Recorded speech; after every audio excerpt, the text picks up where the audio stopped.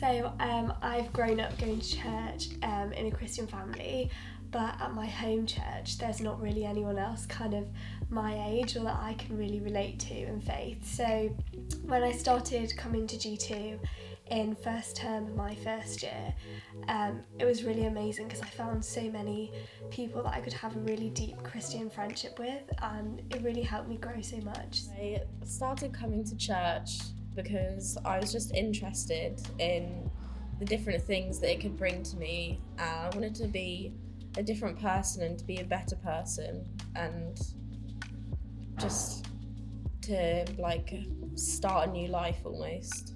I grew up in church, and I got older, I did learn to love it, but I don't think it was easy to learn to love it. And sort of as I came to uni and I had a bit more freedom, I didn't really go to God, I didn't turn to him, I wasn't praying, I wasn't going to church.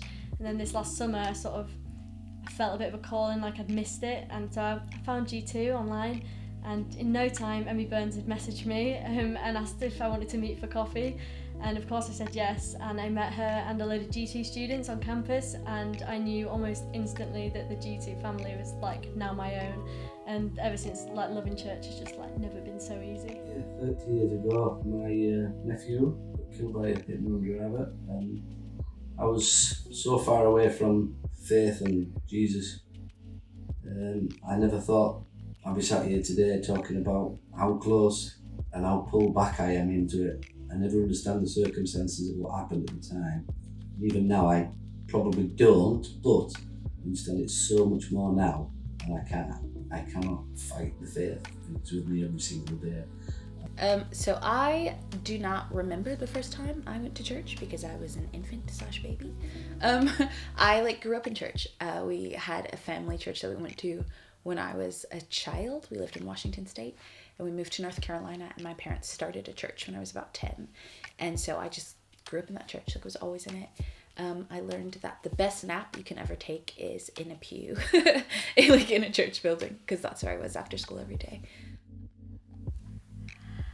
For me, having Jesus in my life gives me a real sense of purpose and hope and something to ground myself in. I think it's so easy to look at all the bad things in the world and think that it's just going to be that way, but it doesn't have to stay that way. I think the forgiveness and just unconditional love completely changes your life. It's given me a lot more hope, and I feel less lonely, and it's strengthened my relationships with my family and with some of my flatmates and people that I haven't met, and I'm a lot more open and welcoming when I speak to people for the first time. So Jesus has just transformed my life. For me, it's knowing this love that I will just never understand, and I'm a scientist, so I want to understand everything, but I sort of just love that I will never fully understand it. And for me, it doesn't really matter what I'm going through or when life's good or when life's bad. For me, having Jesus is this sort of constant and rock that just brings me so much joy, even when I'm not necessarily joyous. It's just changed my life, really.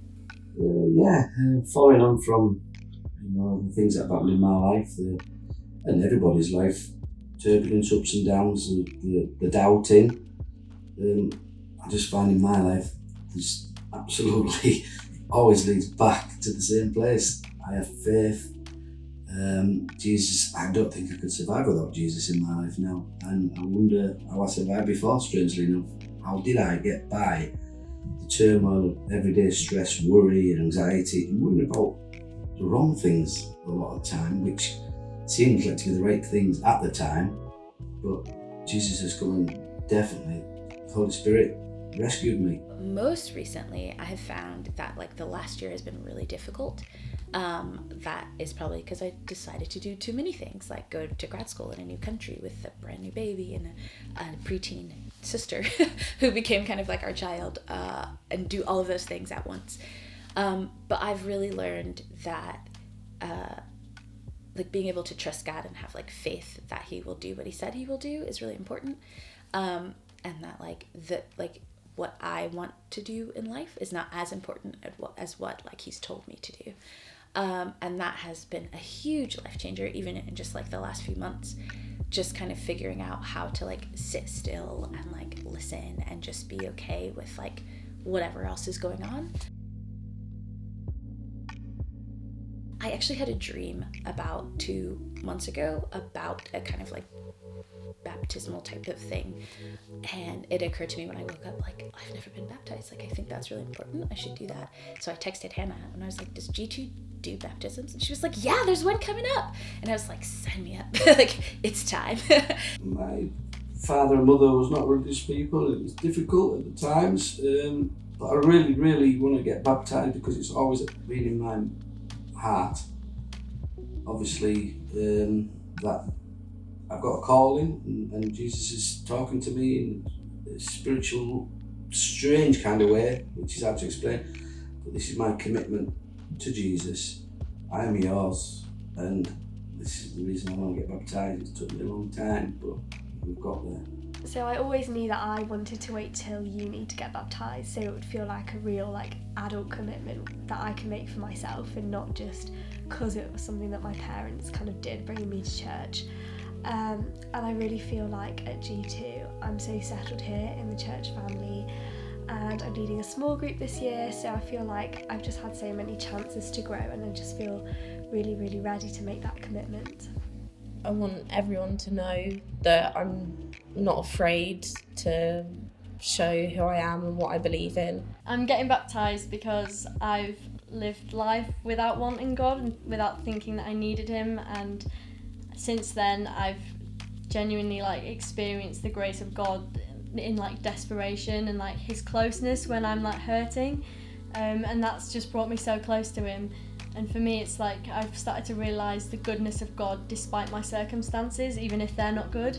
And ever since I've sort of experienced that, I've realised I just don't want another day without God in my life ever again.